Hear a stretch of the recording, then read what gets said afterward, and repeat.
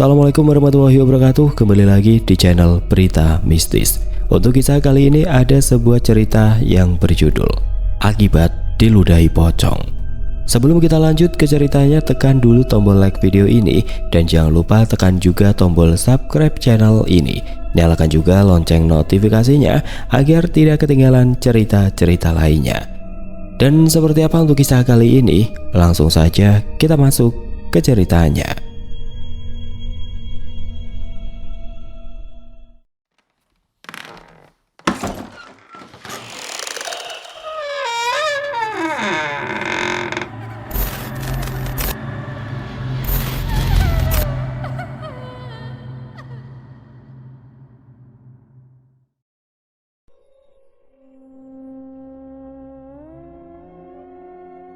Hujan deras mengguyur desa Sumberrejo, membawa aroma tanah basah yang menyegarkan.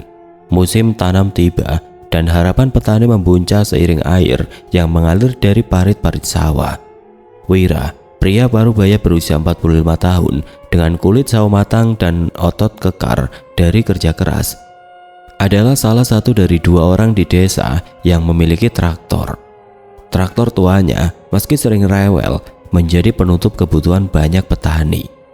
Pagi itu embun masih menempel di rumput ketika Burani, tetangga yang dikenal cerewet namun baik hati, mengetuk pintu rumah kayu Wira. "Pak Wira, sawah saya lusa bisa dibajakin gak?" tanya Burani. Suaranya penuh harap sambil memegang keranjang anyaman berisi ubi. "Musim hujan ini gak boleh ketinggalan, Pak. Bapak tahu sendiri, sawah saya itu harapan satu-satunya buat anak-anak." Wira yang sedang memperbaiki karburator traktor di beranda mengangguk sambil menyeka keringat di dahinya. "Bisa Bu, tapi lusa siang saya sudah disewa Pak Tono. Kalau malam apa Burani keberatan?" jawabnya dengan suara serak, khas pria yang jarang bicara panjang. "Malam? Ya Tuhan, apa nggak bahaya Pak? Desa kita kan..." Burani menurunkan suaranya, matanya melirik ke arah sawah yang diselimuti kabut pagi. Desa Sumberrejo terkenal dengan cerita-cerita gaib, terutama di musim hujan, ketika malam terasa lebih gelap dan angin membawa suara-suara aneh. "Tenang Bu, saya sudah biasa kerja malam, traktor saya juga kuat kok." Wira tersenyum kecil, mencoba menenangkan. Burani akhirnya mengangguk, meski wajahnya masih menyimpan kekhawatiran. Malam lusa pukul 1 dini hari, Wira mengendari traktor menuju sawah Burani. Langit gelap pekat, hanya diterangi lampu traktor yang berkedip-kedip. Angin malam membawa hawa dingin yang menusuk dan suara jangkrik bercampur dengan deru mesin. Sawah itu terletak di ujung desa, dekat hutan kecil yang konon menjadi sarang makhluk tidak kasat mata. Wira yang tidak terlalu mempercayai cerita-cerita itu fokus pada pekerjaannya, menarik bajak dengan cekatan. Tiba-tiba dari ujung sawah yang diselimuti kegelapan terdengar suara wanita lembut namun jelas. "Pak Wira, makanannya saya taruh di sini ya." Suara itu terasa asing, terlalu halus untuk Burani yang biasanya berbicara dengan nada keras. Wira menoleh, tapi pandangannya terhalang kabut dan gelapnya malam. Ia mengira Burani datang mengantarkan makanan seperti kebiasaan warga desa yang sering membawakan bekal untuk buruh tani. "Oh ya Mbak, taruh situ saja." Wira berteriak balik. Suaranya nyaris tenggelam oleh deru traktor. Ia tidak melihat siapapun, hanya bayang-bayang kabut yang bergerak pelan. Rasa penasaran sempat muncul, tapi perutnya yang mulai keroncongan membuatnya kembali fokus membajak. Namun di dalam hatinya ada perasaan aneh yang mulai merayap, seperti ada mata yang mengintip dari kegelapan. Saat traktor berputar di ujung sawah, Wira merasa bulu kuduknya berdiri. Ia memincingkan mata ke arah tempat suara tadi berasal. Tidak ada apa-apa, hanya pohon pisang yang daunnya bergoyang ditiup angin. "Mungkin cuma perasaan," gumamnya mencoba menenangkan diri. Tapi suara itu entah kenapa terus bergema di kepalanya, seolah memanggilnya untuk mendekat. Wira menggelengkan kepala, menyalakan rokok kreteknya dan melanjutkan pekerjaan. Malam masih panjang dan sawah harus selesai sebelum fajar. Namun tanpa Wira sadari, kabut di ujung sawah mulai membentuk siluet samar. Sosok itu tidak bergerak, hanya berdiri diam dan menatapnya dengan mata yang tidak terlihat. Angin membawa aroma tanah basah bercampur sesuatu yang busuk, sesuatu yang tidak wajar Wira yang masih fokus pada traktornya tidak menyadari bahwa malam itu adalah awal dari petaka yang akan mengubah hidupnya. Malam semakin larut dan udara di sawah Burani terasa semakin berat. Wira menyelesaikan bajakan terakhir dengan traktornya. Deru mesin berpadu dengan suara katak dan jangkrik yang kini terdengar lebih nyaring. Perutnya keroncongan, dan rasa lapar membuatnya teringat suara wanita misterius yang menyebut soal makanan. Setelah memarkir traktor di pinggir sawah, Wira melangkah menuju tempat yang disebutkan suara itu. Di dekat pohon pisang yang daunnya basah oleh embun malam, cahaya lampu traktor hanya mampu menerangi beberapa meter di depannya, meninggalkan kegelapan pekat di sekitarnya. Di bawah pohon pisang, Wira melihat sebuah tampah bambu yang ditutupi daun pisang mengkilap. Aroma nasi hangat tercium, bercampur bau daun yang khas. "Wah, Burani baik banget nih," gumam Wira, bibirnya melengkung kecil. Tanpa pikir panjang, ia duduk bersila di tanah, membuka daun pisang itu dengan penuh harap.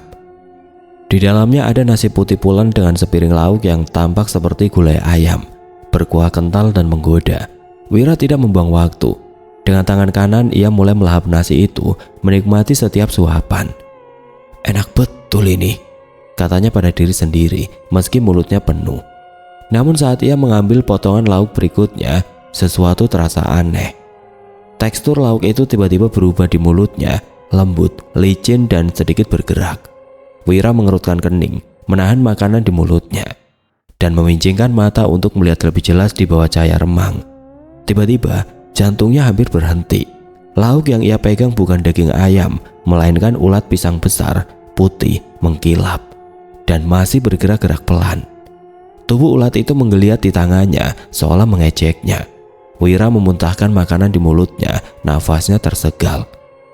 "Astagfirullah, ini apa?" Teriaknya melempar tampah itu ke tanah. Nasi dan ulat-ulat itu berhamburan. Beberapa masih merayap di tanah basah. Jantungan dan jijik bercampur jadi satu. Wira buru-buru bangkit, menyambar senter dari saku celananya, dan menyinari sekitar.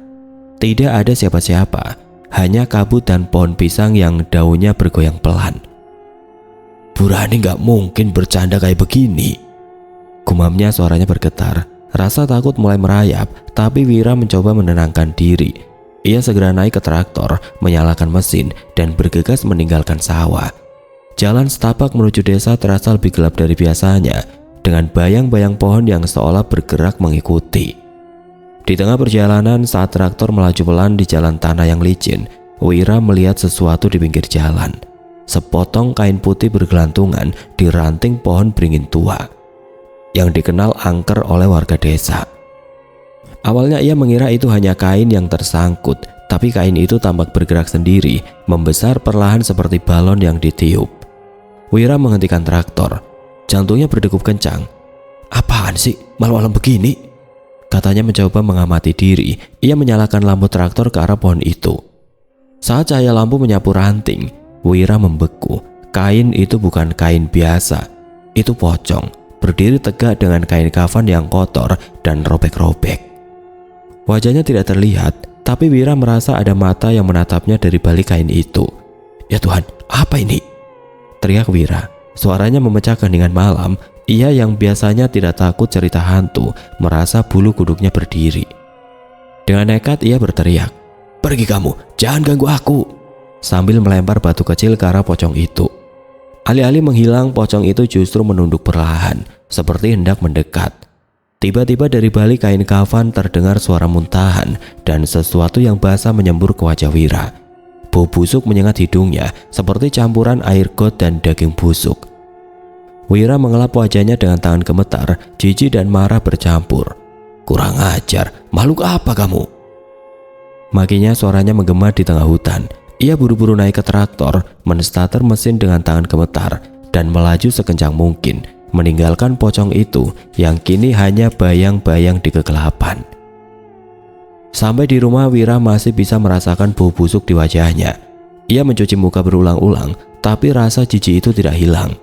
Malam itu ia tidur dengan gelisah, mimpi buruk tentang ulat dan pocong menghantuinya. Tanpa ia sadari, pertemuan gaib itu adalah awal dari penderitaan yang lebih besar. sesuatu yang akan mengubah hidupnya selamanya. Pagi di desa Sumberrejo terasa sejuk dengan kabut tipis masih menyelimuti sawah-sawah yang baru dibajak. Wira bangun dengan tubuh lemas, kepalanya pening setelah malam yang mencekam di sawah Burhani. Bau busuk dari ludah pocong masih terasa di ingatannya meski ia sudah mandi berkali-kali semalam. Ia mencoba mengabaikan kejadian itu, menganggapnya hanya halusinasi karena kelelahan.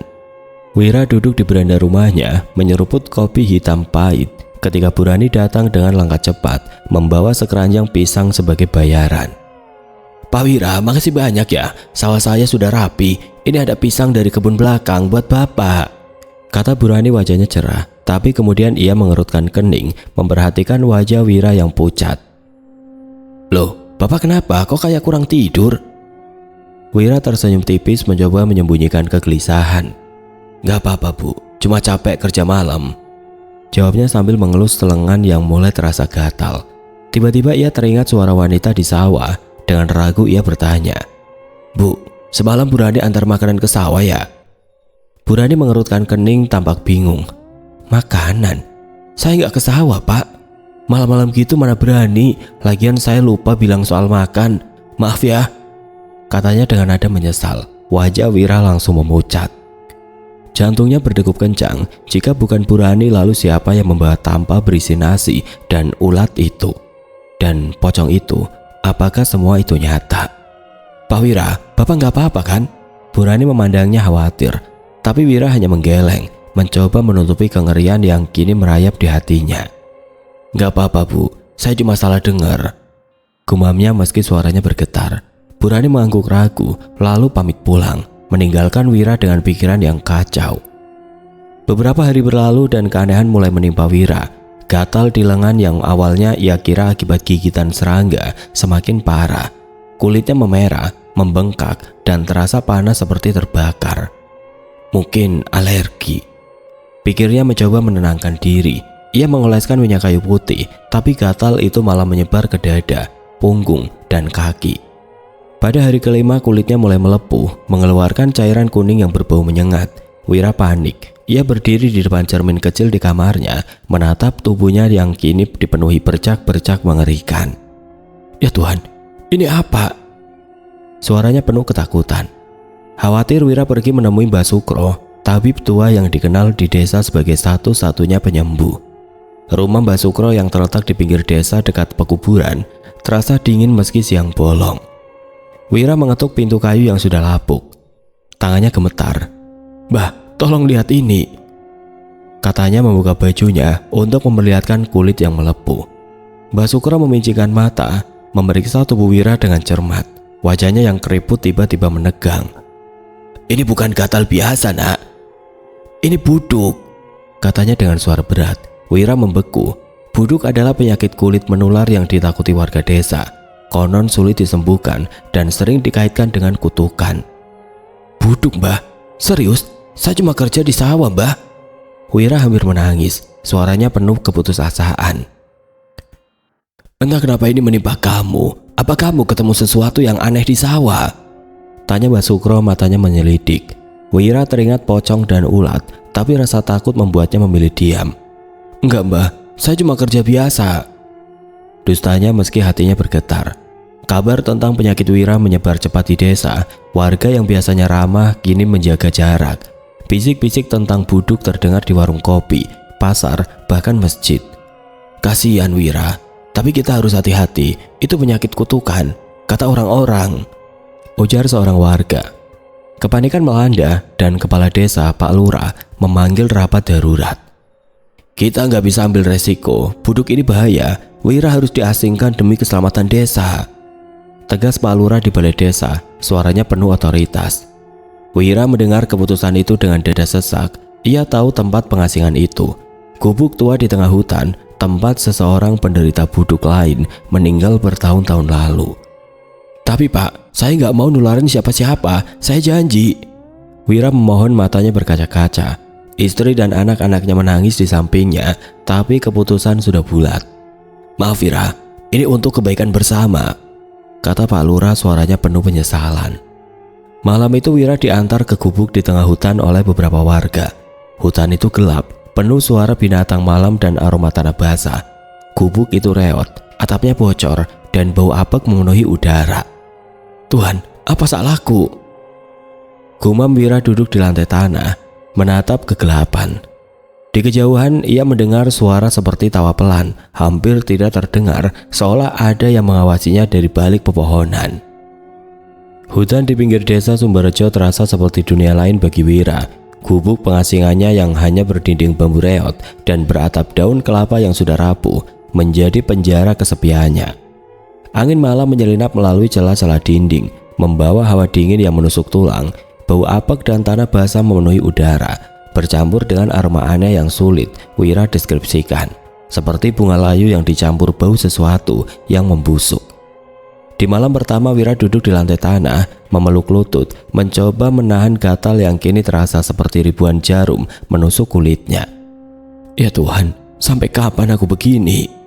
Gumamnya, suaranya pecah oleh keputusasaan. Setiap pagi istrinya Sari dan anak sulungnya Budi mengantarkan makanan ke batas hutan, sekitar 100 meter dari gubuk. Mereka tidak berani mendekat, takut tertular buduk. Makanan diletakkan di atas batu besar yang disepakati ditutup daun pisang agar tidak dimakan binatang. Bapak, sabun sama air bersih aku taruh di ember ya, teriak Budi dari kejauhan. Suaranya penuh isak. Wira hanya bisa melambai lemah, hatinya perih melihat keluarganya yang kini hanya bayang-bayang di balik pepohonan. Makasih nak, jaga ibu ya, jawabnya, tapi suaranya tenggelam oleh angin. Kondisi Wira memburuk dari hari ke hari, kulitnya yang melepuh kini mengelupas, meninggalkan luka merah yang mengeluarkan cairan bau. Setiap gerakan terasa seperti siksaan, bahkan angin sepoi-sepoi pun membuatnya meringis. Tulang-tulangnya terasa rapuh, seperti kayu kering yang siap patah. Ia hampir tidak bisa berdiri, hanya mampu merangkak untuk mengambil makanan di batas hutan. Di malam hari, hutan menjadi lebih menyeramkan. Suara-suara aneh terdengar, desir daun yang tidak wajar, langkah kaki pelan di luar gubuk, dan sesekali tawa perempuan yang samar, mirip suara di sawah malam itu. Siapa itu? Wirna pernah berteriak, menyapu kegelapan dengan senter tuanya, tapi hanya keheningan yang menjawab. Malam ketujuh Wira duduk di depan gubuk, menatap langit yang kelam. Rasa putus asa menyelimuti hatinya. Kalau hidup begini, mending mati saja, katanya pada diri sendiri. Air matanya jatuh ke tanah. Ia mencoba mencari cara untuk mengakhiri penderitaannya. Ia memeriksa gubuk berharap menemukan tali untuk gantung diri, tapi hanya ada kain lapuk yang langsung robek saat ditarik. Ia berjalan ke pinggir hutan mencari jurang atau sungai dalam. Tapi hutan itu hanya penuh pohon dan semak berduri. Tuhan, kenapa aku masih hidup? Suaranya menggema di antara pepohonan. Tiba-tiba dari kegelapan, ia mendengar suara tawa itu lagi. Halus tapi penuh ejekan. Wira menoleh. Jantungan. Di kejauhan di antara pohon beringin, ia melihat bayangan putih bergerak cepat, seperti kain kafan yang melayang. Jangan dekati aku, teriaknya melempar batu ke arah bayangan itu, tapi bayangan itu lenyap seketika. Kelelahan dan rasa sakit membuat Wira berhenti berjalan. Ia duduk di bawah pohon besar, nafasnya tersegal. Matanya tertuju pada tanah di depannya, di mana ia melihat sesuatu yang aneh, jejak kaki kecil, seperti milik anak-anak, tapi dengan bau busuk yang menyengat. Ini bukan manusia. Bulu kuduknya berdiri. Ia teringat cerita Mbah Sukro tentang makhluk gaib yang suka mengganggu orang yang sedang lemah. Wira buru-buru kembali ke gubuk, mengunci pintu bambu yang rapuh dengan sebatang kayu. Malam itu ia tidak bisa tidur, mendengar suara ketukan pelan di dinding gubuk, seperti jari-jari kecil yang mengetuk-ngetuk, mengundangnya untuk keluar. Pergi, aku gak takut sama kalian, teriaknya, tapi suaranya gemetar. Di dalam hatinya ia tahu, ia mulai kehilangan harapan, dan makhluk-makhluk itu seolah menunggu saat ia benar-benar menyerah. Hari-hari berikutnya Wira semakin tenggelam dalam keputusasaan. Ia berhenti makan, hanya minum air dari ember yang dikirim keluarganya. Tubuhnya semakin kurus, kulitnya seperti kertas tua yang penuh luka. Di suatu malam saat badai kecil mengguyur hutan, Wira mendengar suara wanita itu lagi. Kali ini lebih dekat, tepat di luar gubuk. Wira, pulanglah. Suara itu berbisik, lembut namun dingin seperti es. Wira menutup telinga, tubuhnya gemetar. "Aku gak mau mati di sini," katanya berulang-ulang seperti mantra. Tapi di dalam hatinya ia mulai bertanya, apakah kematian adalah satu-satunya jalan keluar dari neraka ini. Hutan di sekitar gubuk Wira terasa semakin menyesakan. Malam itu badai kecil telah reda, menyisakan genangan air dan aroma tanah basah yang menyengat. Wira yang kini hanya kulit dan tulang, berjalan tanpa tujuan di antara pepohonan. Tubuhnya lemah oleh rasa sakit dan keputusasaan. Kulitnya yang melepuh terasa seperti terbakar setiap kali tersentuh angin, dan suara-suara aneh di hutan seolah mengikuti setiap langkahnya. "Aku gak kuat lagi," suaranya serak, nyaris tidak terdengar. Ia ingin mengakhiri penderitaan, tapi hutan ini seolah menolak memberinya jalan keluar. Lelah, Wira berhenti di bawah sebatang pohon pisang yang daunnya lebat. Ia merobek beberapa daun, termasuk yang masih kuncup, untuk dijadikan alas tidur. "Paling enggak, aku bisa istirahat sebentar," katanya pada dirinya sendiri, mencoba mencari sedikit kenyamanan di tengah penderitaan. Ia merebahkan diri di atas daun itu, menatap langit yang gelap pekat. Tiba-tiba, suara keramaian samar terdengar, seperti pasar malam di desa, penuh suara orang tertawa, anak-anak berlarian, dan aroma makanan yang menggoda. Wira mengerutkan kening, bingung. Dari mana suara ini? Di tengah hutan begini? Gumamnya, hatinya dipenuhi campuran rasa takut dan penasaran. Dengan susah payah ia bangkit dan mengikuti suara itu. Langkahnya tertatih. Tapi suara keramaian semakin jelas ketika melewati sebatang pohon beringin tua. Tiba-tiba pemandangan di depannya berubah. Hutan lenyap, digantikan oleh sebuah perkampungan yang ramai. Rumah-rumah panggung dari kayu berdiri rapi, lampu minyak tanah menerangi jalan setapak, dan warga berpakaian sederhana namun bersih berjalan hilir mudik. Aroma nasi goreng dan sate ayam tercium kuat, membuat perut Wira keroncongan. Ini mana?" katanya, suaranya gemetar. Ia panik. Takut warga melihat tubuhnya yang penuh luka dan mengusirnya. Wira berbalik, berniat lari kembali ke hutan, tapi seorang pria tinggi berpakaian rapi dengan udeng di kepala menghadangnya. Wajah pria itu tampak ramah, tapi matanya memiliki kilau aneh seperti menembus jiwa. "Mau kemana, nak? Kenapa lari?" tanya pria itu, suaranya tenang namun berwibawa. Wira mundur selangkah, tangannya gemetar. Saya nggak mau nularin penyakit ini, Pak. Saya kena buduk. Orang-orang takut sama saya," jawab Wira, suaranya penuh ketakutan. Ia menunduk malu dengan tubuhnya yang penuh luka. Pria itu tersenyum tipis, mengangguk seperti memahami. "Di sini penyakitmu tidak akan menular. Kami tidak takut. Ayo, ikut saya," katanya mengulurkan tangan. Wira ragu, tapi ada sesuatu dalam suara pria itu yang membuatnya merasa aman. Dengan langkah pelan ia mengikuti pria itu yang memperkenalkan diri sebagai lurah kampung. "Kampung ini bernama Sumber Mulya. Kamu boleh tinggal di sini selama yang kamu mau," ujar lurah sambil mengajak Wira berkeliling. Wira terpana. Warga kampung menyapanya dengan senyum hangat, seolah ia bukan penderita penyakit mengerikan. Anak-anak berlari mendekat, menawarkan kue apem yang masih hangat. "Bapak, makan ini enak loh," seru seorang anak perempuan dengan wajah ceria. Wira menerima kue itu dengan tangan gemetar, air matanya hampir jatuh. Sudah lama ia tidak merasakan kehangatan seperti ini. "Makasih, Dek," katanya, suaranya parau. Ia menggigit kue itu dan rasanya seperti kue buatan ibunya dulu, manis, lembut dan penuh kenangan. Namun ada yang aneh, meski semua terasa nyata, Wira merasa seperti melayang. Warna-warna di kampung itu terlalu cerah, suara-suara terlalu jernih, dan aroma makanan terlalu kuat. Di ujung kampung ia melihat pohon pisang yang mirip dengan tempat ia beristirahat tadi, tapi daunnya berkilau seperti diselimuti embun bercahaya. "Pak Lurah, ini kampung beneran kan?" tanya Wira, suaranya penuh keraguan. Lurah hanya tersenyum, tidak menjawab, dan mengajaknya masuk ke sebuah rumah panggung untuk makan malam. Malam itu Wira duduk di antara warga kampung, menikmati hidangan yang melimpah. Tapi di sudut matanya ia melihat bayangan samar di luar jendela, sosok putih dengan kain kafan yang melayang pelan.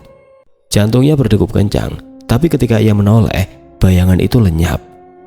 "Kamu aman di sini, Wira," kata Lurah, seolah tahu apa yang ada di pikiran Wira. Tapi di dalam hati Wira, rasa takut bercampur dengan kenyamanan aneh. Tanpa ia sadari, ia telah melangkah masuk ke alam gaib, tempat yang menyambutnya dengan hangat, tapi juga menyimpan rahasia mengerikan. Di desa Sumberjo, kecemasan menyelimuti keluarga Wira. Sudah 2 hari makanan yang diletakkan di batas hutan tidak disentuh. Batu besar tempat biasanya mereka meninggalkan nasi bungkus, pisang, dan ember air kini dipenuhi semut. Sari, istri Wira, berdiri di tepi hutan, menatap gubuk pengasingan yang samar di kejauhan. Matanya sembab, penuh air mata yang belum kering. "Budi, bapakmu gak ambil makanan lagi? Apa dia?" Suaranya tercekat, tidak sanggup melanjutkan. Budi, anak sulung mereka yang baru berusia 15 tahun, memegang tangan ibunya erat, mencoba menahan isak. "Ibu, mungkin bapak cuma lupa, aku cek ke gubuk ya," katanya, suaranya bergetar meski berusaha terdengar tegas. "Jangan nak, kita nggak tahu apa penyakit bapak menular, kita tunggu kepala desa dulu," jawab Sari, suaranya penuh ketakutan. Hutan itu bukan tempat biasa. Cerita tentang makhluk gaib yang bersemayam di antara pohon beringin dan sawah kosong sudah menjadi bagian dari desa. Apalagi gubuk pengasingan itu memiliki sejarah kelam. Dulu, seorang penderita buduk lain, Pak Karto, meninggal di sana. Dan konon arwahnya gentayangan mencari teman. Sari dan Budi akhirnya melapor ke Pak Lurah, kepala desa yang dikenal tegas namun adil. Di balai desa suasana tegang. Beberapa warga berkumpul, wajah mereka penuh kekhawatiran. "Pak Lurah, Wira sudah 2 hari gak ambil makanan, apa dia sudah gak ada?" tanya Sari, air matanya akhirnya tumpah.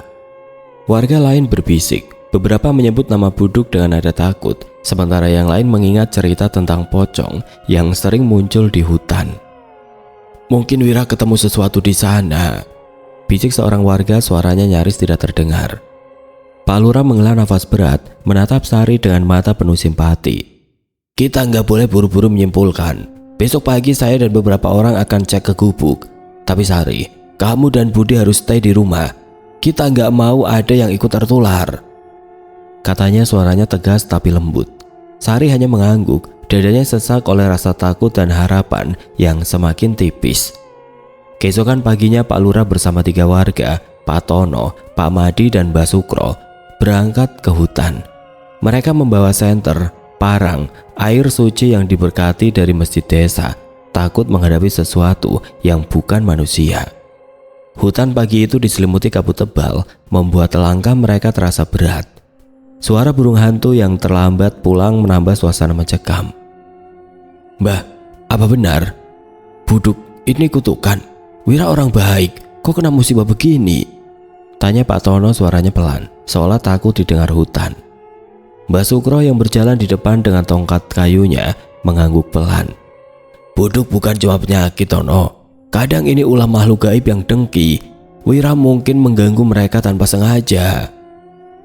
Matanya menyelidik ke arah pepohonan. Mereka akhirnya sampai di gubuk Wira. Pintu bambunya setengah terbuka, berderit ditiup angin. Di dalam tidak ada tanda-tanda Wira. Tikar daun pisang yang biasa ia gunakan kosong. Hanya ada ember air yang sudah keruh dan beberapa pakaian compang-camping. "Wira, kamu di mana?" teriak Pak Lurah. Suaranya menggema di hutan. Tidak ada jawaban, hanya suara angin dan daun-daun yang bergesekan. Pak Madi memeriksa sekitar gubuk dan menemukan jejak kaki kecil di tanah basah, mirip jejak anak-anak, tapi dengan bau busuk yang aneh. Ini bukan jejak manusia." Wajahnya pucat. Mbak Sukro mendekat, memeriksa jejak itu, dan wajahnya menegang.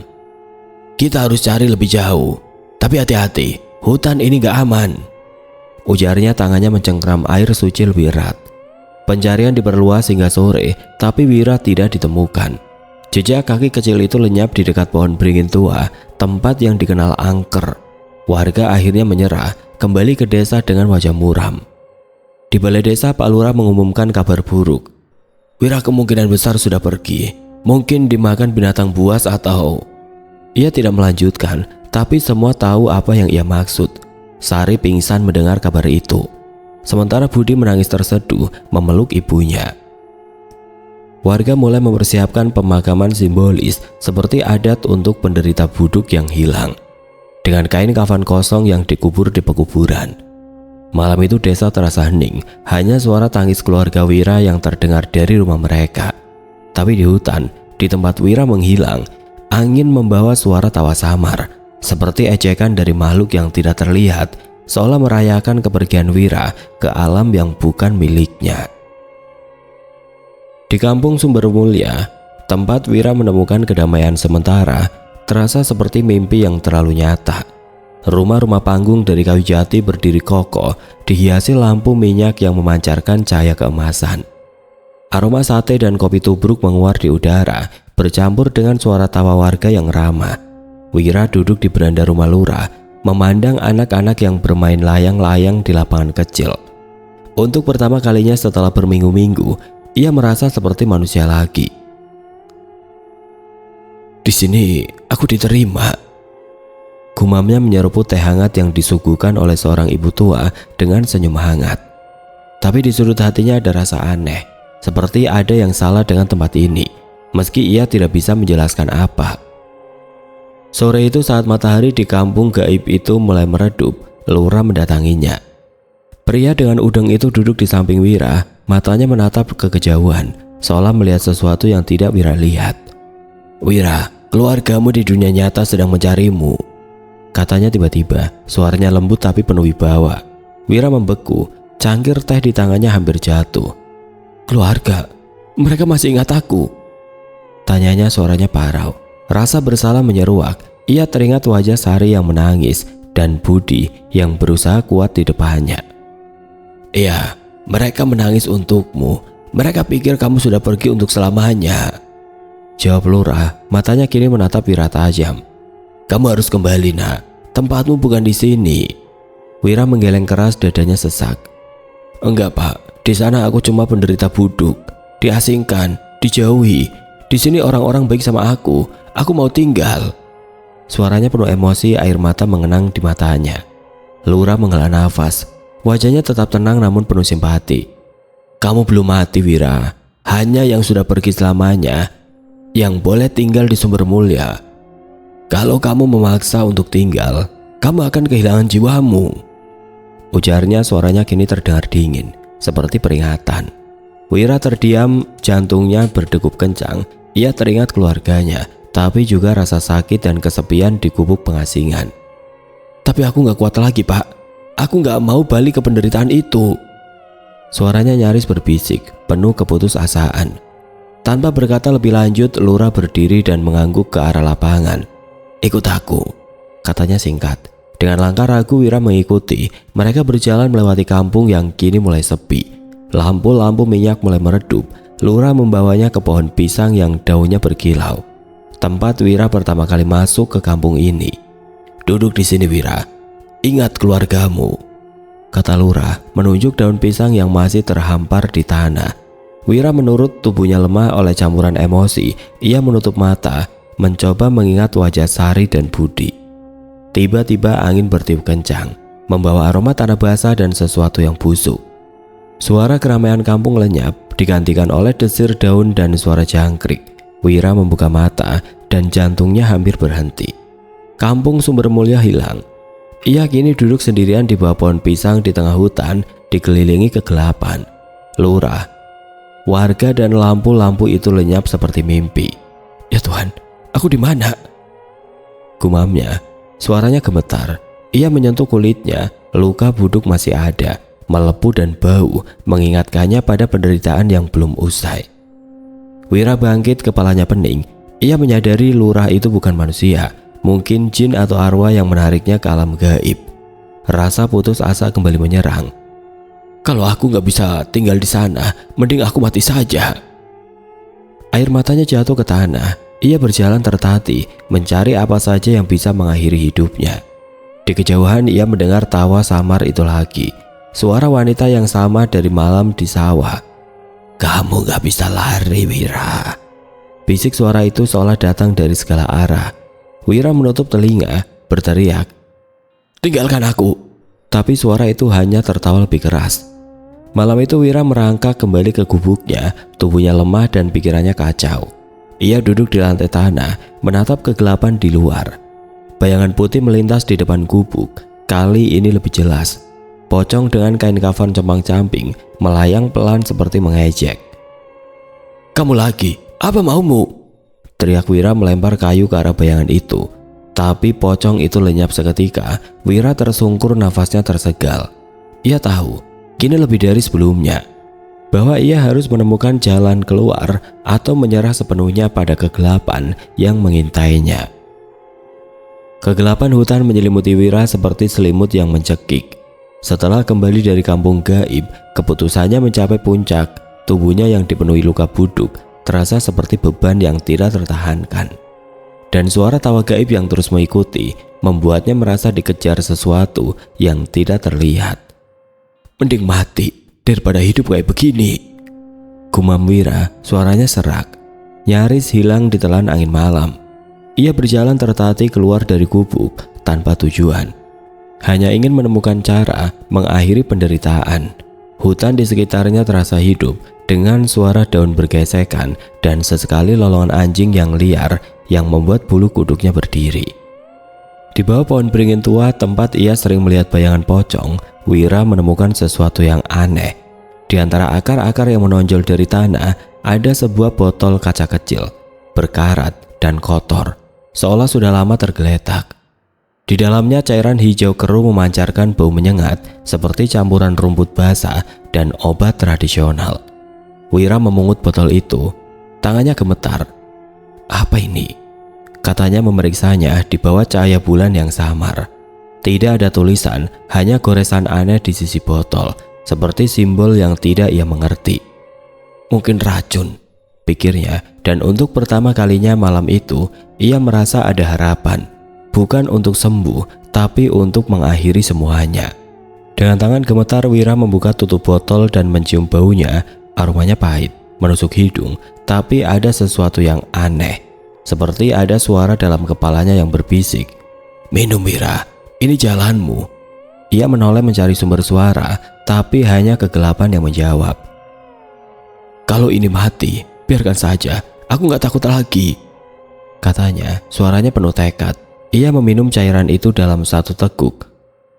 Rasanya seperti api membakar tenggorokannya.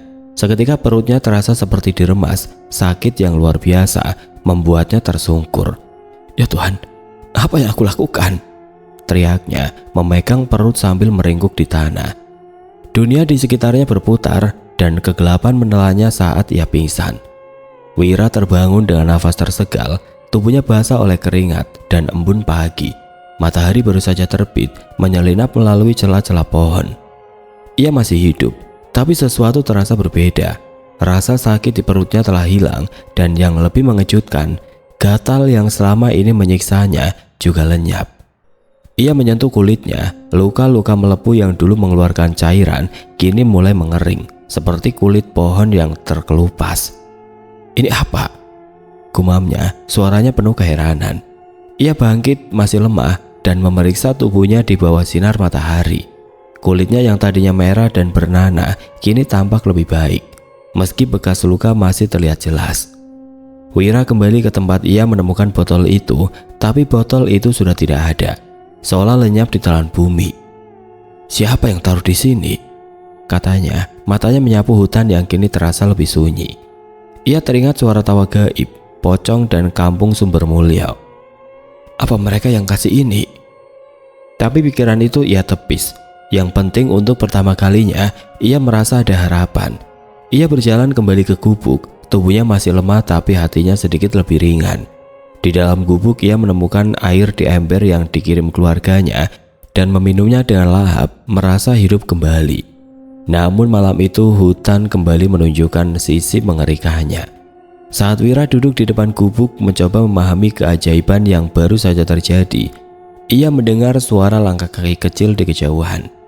"Siapa itu?" Ia menyambar senter tua yang hampir mati. Cahaya senter menyapu pepohonan dan ia melihatnya lagi.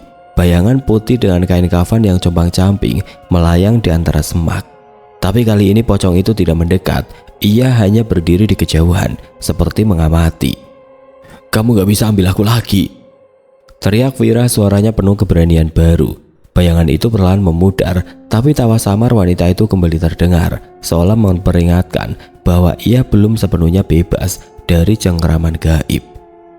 Wira kembali ke dalam gubuk, mengunci pintu bambu dengan kayu. Ia duduk di lantai, menatap tangannya yang mulai pulih. "Tuhan, kalau ini kesempatan kedua, aku gak akan sia-siain." Suaranya penuh harap, tapi di luar hutan tetap bergumam dengan suara-suara aneh, seperti menunggu langkah berikutnya dari manusia yang baru saja ditarik kembali dari ambang kematian. Pagi di hutan terasa lebih terang bagi Wira, meski aroma tanah basah dan bau apek gubuk masih menyelimuti. Tubuhnya yang mulai pulih dari luka buduk memberinya semangat baru. Tapi bekas luka yang mengering di kulitnya masih menjadi pengingat akan penderitaan yang telah ia lalui. Botol misterius yang ia temukan telah lenyap, namun keajaiban penyembuhannya nyata. Wira duduk di depan gubuk, menatap sinar matahari yang menyelinap melalui celah-celah pohon. "Aku harus pulang, harus kasih tahu mereka aku masih hidup." Gumamnya suaranya penuh tekad, tapi ia tahu kembali ke desa tidak akan mudah. Warga menganggapnya sudah mati dan penyakit buduk membuatnya ditakuti. Untuk menghindari kepanikan, Wira memutuskan kembali pada malam hari. Ia membersihkan gubuk sebaik mungkin, menyapu lantai tanah dan merapikan tikar daun pisang. "Kalau aku pulang begitu saja, mereka bisa kira aku hantu," katanya pada diri sendiri, tersenyum kecil meski hatinya masih dipenuhi kekhawatiran. Malam itu di bawah langit yang kelam, Wira berjalan pelan menuju desa, menjaga jarak dari jalan utama agar tidak bertemu warga. Hutan terasa lebih sunyi dari biasanya, tapi suara tawa samar itu masih sesekali terdengar, membuatnya mempercepat langkah. "Jangan ikut aku lagi," melirik ke belakang, tapi hanya kegelapan yang menjawab. Wira tidak langsung pulang ke rumahnya, ia menuju rumah Mbah Sukro, tabib tua yang dulu mendiagnosis penyakitnya. Rumah kayu Mbah Sukro di pinggir desa tampak redup, hanya lampu minyak kecil yang berkedip di beranda. Wira mengetuk pintu pelan, jantungnya berdegup kencang. "Mbah, ini Wira," panggilnya, suaranya rendah agar tidak menarik perhatian tetangga. Pintu terbuka perlahan dan wajah Mbah Sukro yang keriput muncul, matanya melebar kaget. "Astagfirullah, Wira, kamu masih hidup?" tanyanya, suaranya bergetar, tangannya mencengkeram tongkat kayu. Ia menarik Wira masuk, menutup pintu dengan cepat. Di dalam, di bawah cahaya lampu minyak, Wira menceritakan semua yang dialaminya. "Mbah, malam itu di sawah Burani, ada suara perempuan ngomong soal makanan, tapi itu bukan Burani. Lalu ada pocong, ludahnya kena muka saya," katanya, suaranya penuh emosi. Air matanya mengenang. "Terus di hutan saya masuk ke kampung aneh Sumber Mulya. Orang-orang di sana baik, tapi itu bukan dunia kita. Dan botol itu, obat rumput itu, entah dari mana, menyembuhkan saya." Wira mengangkat lengan bajunya, memperlihatkan kulit yang mulai sembuh meski penuh bekas luka. Mbah Sukro mendengarkan dengan wajah tegang, tangannya mengelus janggut putihnya. "Ludah pocong itu kutukan, Nak. Buduk yang kamu alami bukan penyakit biasa. Kampung Sumber Mulya itu alam gaib, tempat jin yang kadang menarik orang hidup untuk entah apa tujuannya," katanya, suaranya berat. Ia bangkit mengambil air suci dari kendi di sudut ruangan dan memercikannya ke tubuh Wira. "Syukurlah kamu kembali, tapi kita harus buktikan ke warga bahwa kamu sembuh, supaya mereka nggak takut." Mbah Sukro membawa Wira ke rumah Pak Lurah. Meski malam sudah larut, Pak Lurah yang sedang merokok di beranda hampir menjatuhkan rokoknya saat melihat Wira. "Wira, ya Tuhan, kami kira kamu sudah," katanya, suaranya penuh keheranan bercampur ketakutan. Mbah Sukro menjelaskan dengan tenang, menceritakan keajaiban penyembuhan Wira dan pengalamannya di alam gaib. "Tapi untuk yakin kita harus bawa Wira ke dokter di kota, biar semua jelas," saran Mbah Sukro, matanya penuh keyakinan. Pak Lurah mengangguk meski wajahnya masih penuh keraguan. "Baik, besok pagi kita ke kota. Tapi Wira, malam ini kamu tidur di sini dulu. Jangan sampai warga panik lihat kamu tiba-tiba muncul," katanya, suaranya tegas. Wira hanya mengangguk, hatinya dipenuhi campuran lega dan cemas. Ia tahu meski tubuhnya sembuh, perjuangan untuk diterima kembali di desa belum usai. Di luar, angin malam membawa suara samar seperti bisikan yang mengintip dari kegelapan, seolah mengingatkannya bahwa alam gaib masih mengawasi. Pagi di desa Sumberrejo terasa berbeda. Kabut tipis masih menyelimuti sawah, tapi sinar matahari pagi membawa harapan baru. Wira bersama Pak Lurah dan Mbak Sukro bersiap menuju kota untuk pemeriksaan medis. Wira duduk di bak truk tua Pak Lurah menatap jalan tanah yang membelah sawah. Tubuhnya masih lemah, tapi rasa gatal dan luka buduk yang dulu menyiksa kini benar-benar hilang. Hanya menyisakan bekas luka kering yang menghiasi kulitnya seperti peta kenangan. "Tuhan, terima kasih atas kesempatan ini," gumamnya, suaranya penuh syukur, meski matanya masih menyimpan bayang-bayang ketakutan dari malam-malam di hutan. Di rumah sakit kota, dokter memeriksa Wira dengan cermat. Setelah serangkaian tes, dokter itu, seorang pria muda dengan kacamata tebal, menatap hasil laboratorium dengan kening berkerut. "Ini luar biasa, Pak. Tidak ada tanda-tanda infeksi atau penyakit menular. Kulit Bapak memang penuh bekas luka, tapi Bapak sehat," katanya, suaranya penuh keheranan. Wira menunduk, air matanya menetes. "Dok, saya pikir saya nggak akan sembuh. Saya kena kutukan," katanya, suaranya parau, penuh emosi. Dokter tersenyum kecil, mengira Wira hanya bercanda, tapi Mbak Sukro dan Pak Lurah saling pandang, tahu bahwa apa yang dialami Wira bukan sekedar penyakit. Sepulang dari kota, Pak Lurah mengumpulkan warga di masjid desa. Suasana tegang, penuh bisik-bisik. Banyak yang masih takut mengira Wira membawa kutukan. Pak Lurah berdiri di mimbar, suaranya menggema. "Saudara-saudara, Wira sudah diperiksa dokter. Dia sembuh total dari buduk. Ini laporan resminya," katanya, mengangkat kertas hasil laboratorium. Warga terdiam, beberapa terlihat lega, tapi yang lain masih ragu. "Tapi Pak, apa benar dia nggak nular? Orang bilang buduk itu kutukan," tanya seorang warga, suaranya penuh curiga. Mbak Sukro bangkit, tongkatnya mengetuk lantai. "Wira sudah melewati ujian berat. Dia bertemu makhluk gaib, dikutuk, tapi Tuhan memberinya keajaiban. Kalian harus percaya, dia sekarang sehat," katanya, suaranya berwibawa. Wira berdiri di sudut masjid, kepalanya tertunduk, merasa seperti orang asing di desanya sendiri. Tiba-tiba Sari dan Budi berlari masuk, memeluknya erat. Bapak masih hidup," tangis Budi, wajahnya basah air mata. Sari hanya bisa menangis dalam pelukan suaminya. Tidak mampu berkata-kata, warga yang melihat itu mulai luluh. Beberapa ikut menangis, menyadari Wira benar-benar kembali. Malam itu Wira akhirnya pulang ke rumahnya. Bau kayu dan aroma masakan Sari menyambutnya, mengingatkannya pada kehidupan yang hampir hilang. Ia duduk di ruang tamu sederhana, memeluk anak-anaknya, sementara Sari menyiapkan nasi goreng kesukaannya. "Sari, aku kira aku gak akan lihat kalian lagi," katanya, suaranya penuh penyesalan. Sari memegang tangannya erat, matanya berkaca-kaca. "Jangan bilang gitu, Mas. Yang penting kamu pulang. Kami gak akan lepasin kamu lagi," suaranya penuh cinta.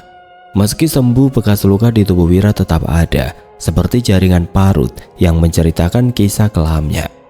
Ia sering memandang luka itu di cermin, tapi bukannya malu, ia justru tersenyum. "Ini pengingat. Tuhan, kasih aku kesempatan kedua," katanya pada diri sendiri. Beberapa malam ia masih bermimpi tentang kampung Sumbermulyo, suara tawa wanita, dan pocong yang meludahinya. Tapi kini ia tidak takut lagi. Ia kembali bekerja di sawah, mengendarai traktor tuanya, membantu tetangga dengan penuh semangat. Warga yang dulu menjauhinya kini kembali menyapa, meski sesekali masih ada bisik-bisik tentang kutukan yang pernah menimpanya. Di suatu malam saat Wira duduk di beranda, menikmati angin sejuk, ia mendengar suara samar dari arah sawah. Tawa wanita itu kembali, halus namun dingin, seperti mengintip dari kegelapan. Wira menoleh, tapi kali ini ia hanya tersenyum kecil. "Kalian gak bisa ambil aku lagi," katanya pelan, menyalakan rokok kreteknya. Ia menatap bintang-bintang, merasa damai. Bekas luka di tubuhnya adalah kenangan dari mimpi buruk, tapi juga bukti bahwa ia telah melawan dan menang. Dengan syukur yang mendalam atas hidup yang Tuhan kembalikan kepadanya.